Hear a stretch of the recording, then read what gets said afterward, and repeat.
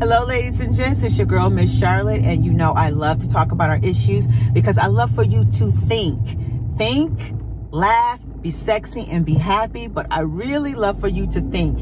And this week, I've been thinking about the player haters in the celebrity world with this whole Will and Jada, situation. It is cracking me up at how it doesn't matter who you are, how much money you have, if you have the fame, if you have the fortune. If you are a jealous, envious person because you are not happy in your life, you don't feel fulfilled, you wind up just showing your ass, your green-eyed, jealous, envious ass. And I think that's what's been going on with some of these celebrities who decided to troll Will. Because you got to remember how Will came into the game. When Will came into the game, he was like, I'm not going to do what everybody else is doing. I'm not going to degrade women. I'm not going to put down my brothers and sisters, to build myself up. I'm not going to use curse words.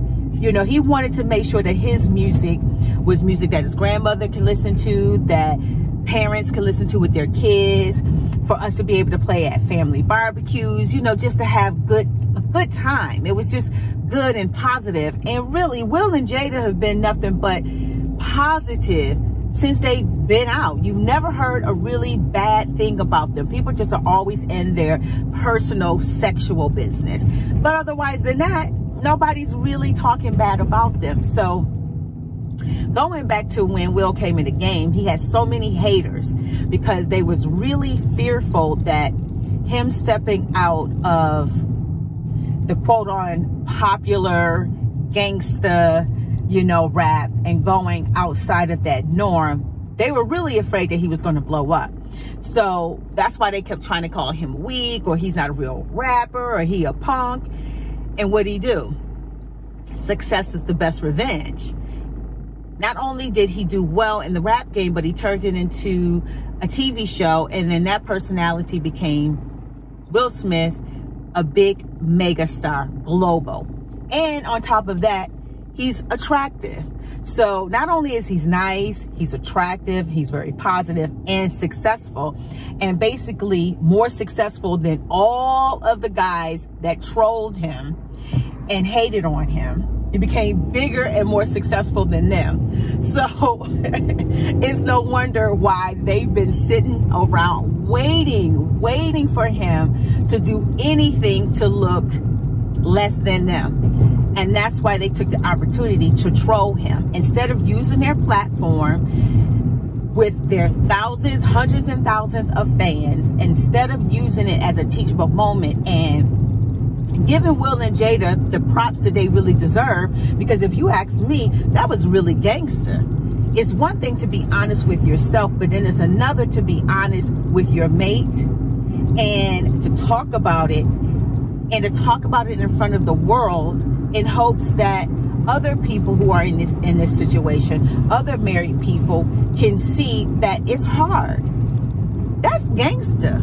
It's easy to sit back and make fun of people because you feel less than. That's easy. But what's hard is when you can use that and to take your platform to the next level. So I was cracking up at how some of these celebrities decided to stoop low and to show how much of a player hater they really are.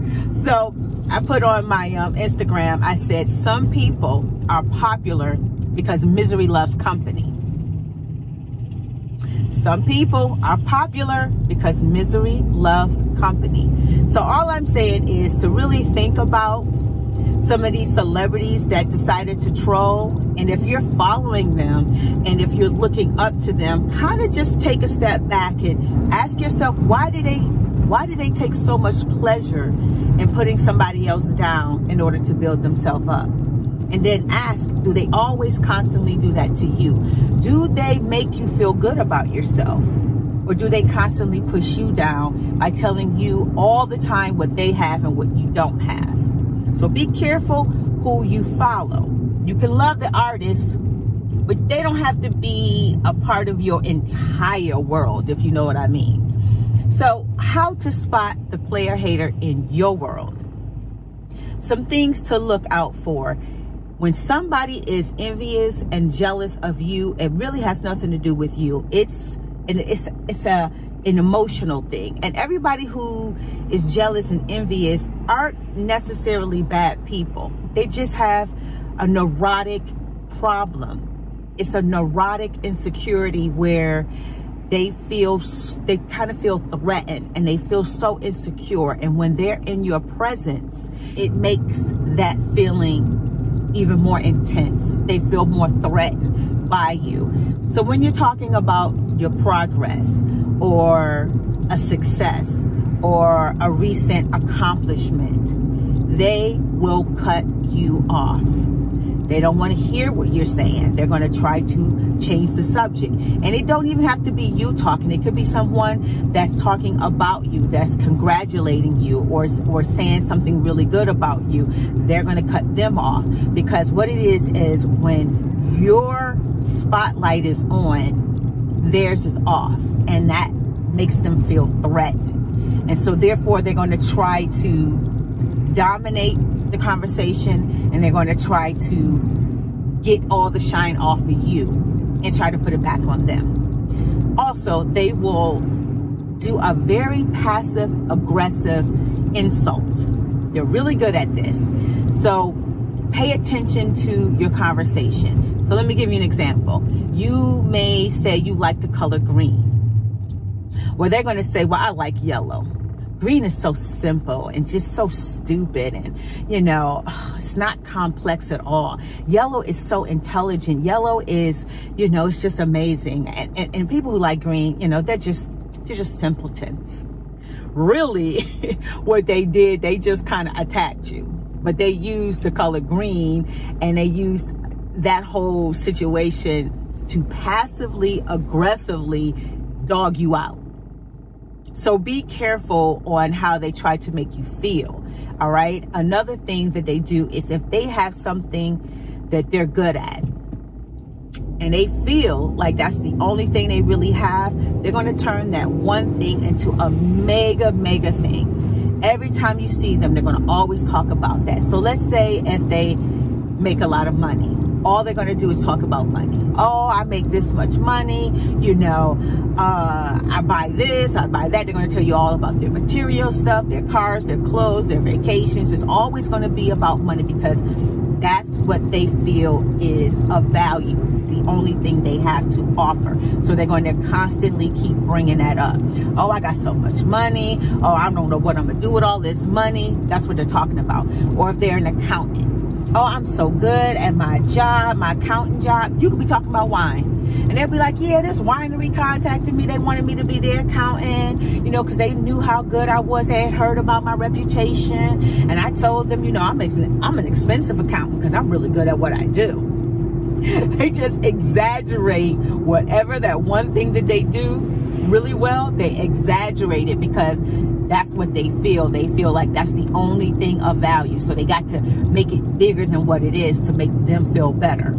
Competition. That's another big thing with them. They feel you are their competition. And so for some reason, they got to compete with you because it's like another threat. They feel like if they're not bigger than you, if they're not better than you, because that's the only way they can identify themselves as value, that they have to be bigger and better than you. So therefore, they're going to compete with you. So let's say you got a hairstyle and everybody complimented you on it. They're going to go out and get the same hairstyle. They may change the hair color, but the next time y'all all show up, they got the same hairstyle. Or let's say you got a new bag, a new Louis clutch.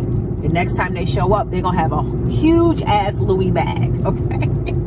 If you go out and buy a car, they're going to go out and buy a truck, okay? This is what they do. They just have to compete with you, and they have to show everybody that they're better than you.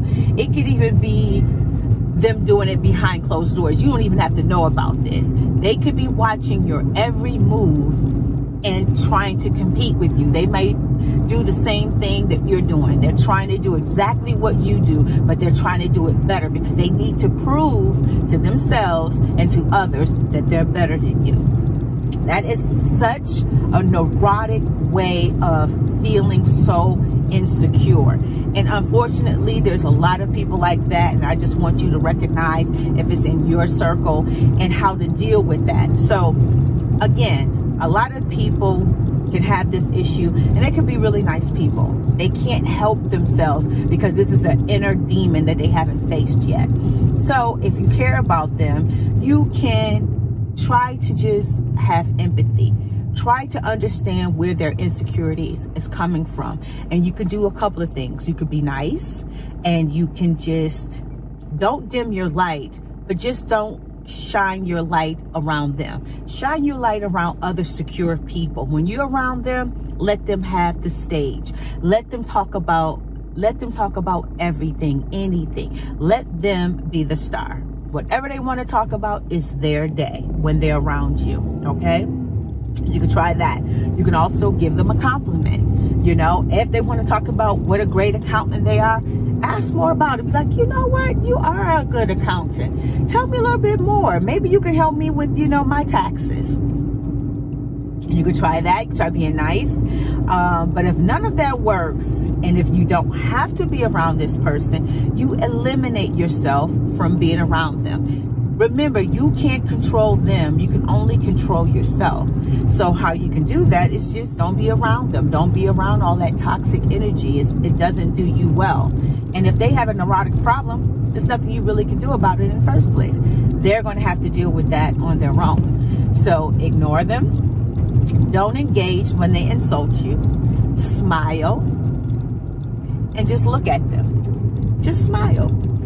And let them insult you, and you do not engage. You just smile, and eventually they will hear themselves, and they will either be thrown off guard and don't know what to do and calm down, or they may say, wow, I'm tripping, and maybe that might wake them up, and they might become more aware of their behavior, and maybe they will change for the better, or they'll just leave you alone because you will not give them what they want. They're going to realize that they're going to just fight with themselves, that you're not going to engage. So that's what I wanted to talk about today. Just think about some things and think, do you get off on other people's pain? Do you need to push other people down to build yourself up? And if you do, ask yourself why, and then start working on that why. Because you really don't want to go through life like that. You really want to be happy with the life that you have. And you want to be fulfilled in your life. Because you do not want to go around constantly in a state of just jealousy. It's just no good. It's not healthy for you. And you're going to wind up not having good friends. You're going to wind up losing loved ones and lovers. It's just not worth it. If you understand what I'm talking about, give me a thumbs up. If you don't, give me a thumbs down. Leave it in the comment section. We can agree to disagree. If you're watching this on my YouTube channel, subscribe and share. And if you're watching this on my Facebook page, like my page and share. And if you're watching this on my IGTV, follow and share. And until next week, I'll see you later.